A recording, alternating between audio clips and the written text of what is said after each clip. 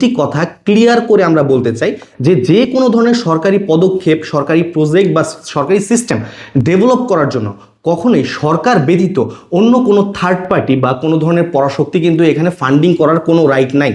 So আসসালামু আলাইকুম। বর্তমানের প্রেক্ষাপট আসলে আমাদের কারোই অজানা না। বিষয়টা হচ্ছে যে আমাদের যে মোবাইল বিজনেস অথরিটি, আমাদের ইয়ুথ বিজনেসম্যান যারা আছে তাদের সাথে কিন্তু আসলে একটি অনৈতিক আচরণ আমাদের পক্ষ থেকে থ্রো করা হচ্ছে, তাদের পক্ষ থেকে সরকার কর্তৃক থ্রো করা হচ্ছে যেটাকে বলা হচ্ছে। সো আমাদের বর্তমানের যে পরিস্থিতি এটা আসলে কারোই অজানা না।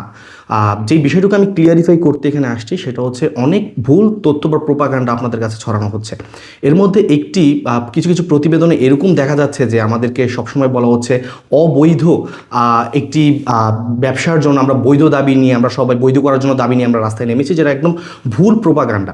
আমাদের সরকার কর্তৃক আমাদের নিবেদন ছিল এই যে আমাদেরকে যাতে একটু ভ্যাট ট্যাক্সের মাত্রাটা, এলসিটা, এনওসিটা একটু ইজি করে দেয় যাতে আমরা আসলে বৈধতার সাথে ব্যবসা করতে পারি। সো এই যে একটা সিস্টেম, এই যে একটা বাজে সিস্টেম এটা ডেভেলপ হচ্ছে, এটার পিছনে কি আসলেই সরকার নাকি অন্যান্য কোনো সিন্ডিকেট জড়িত? এটা ক্লিয়ার, এখন একদম স্বচ্ছ, এটাতে আসলে জবাব দেওয়ার মতো কোনো জায়গা নেই, এটা স্বচ্ছ।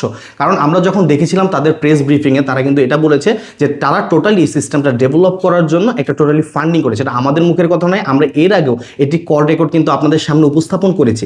সো এখন যে বিষয়টা আমরা এখানে দেখতে পাচ্ছি, তারা কিন্তু তাদের প্রেস ব্রিফিংয়ে টোটালি বলে দিয়েছে যে তাদের উপরে কিন্তু একটি আছে, ব্লেম আছে যে 12 কোটি টাকা তারা অর্থায়ন করেছে।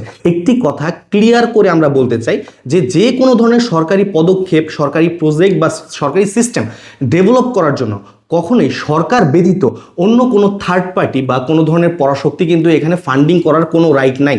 সো এটা ক্লিয়ার যে তারা তাদের ব্রিফিংয়ে বলে দিয়েছে যে আমরা এই সিস্টেমটা ডেভেলপ করার জন্য ফান্ডিং করেছি। তার মানে এটা একদম পানির মতো স্বচ্ছ যে আমাদের এখানে সরকার ব্যতীত থার্ড পার্টি 9টি সিন্ডিকেট তারা কিন্তু এই সিস্টেমটি ডেভেলপ করার জন্য তাদের লাভের আশায়, তাদের স্বার্থের আশায় কিন্তু ডেভেলপ করার জন্য টোটালি ফান্ডিং করেছে। তাহলে এটা স্বচ্ছভাবে বলা যায় শুধু সরকার না, এটার সাথে পিছনে 9টি সিন্ডিকেট এদিকে জড়িত। এটা কিন্তু সরকার কর্তৃক একটি কোনো কার্যনীতি না, এটা কিন্তু ব্যাহত হচ্ছে পিছনে যে 9টি সিন্ডিকেট তারা কিন্তু টোটালি এখানে ফান্ডিং করে তাদের স্বার্থের আশায় এটা কিন্তু ডেভেলপ করাচ্ছে।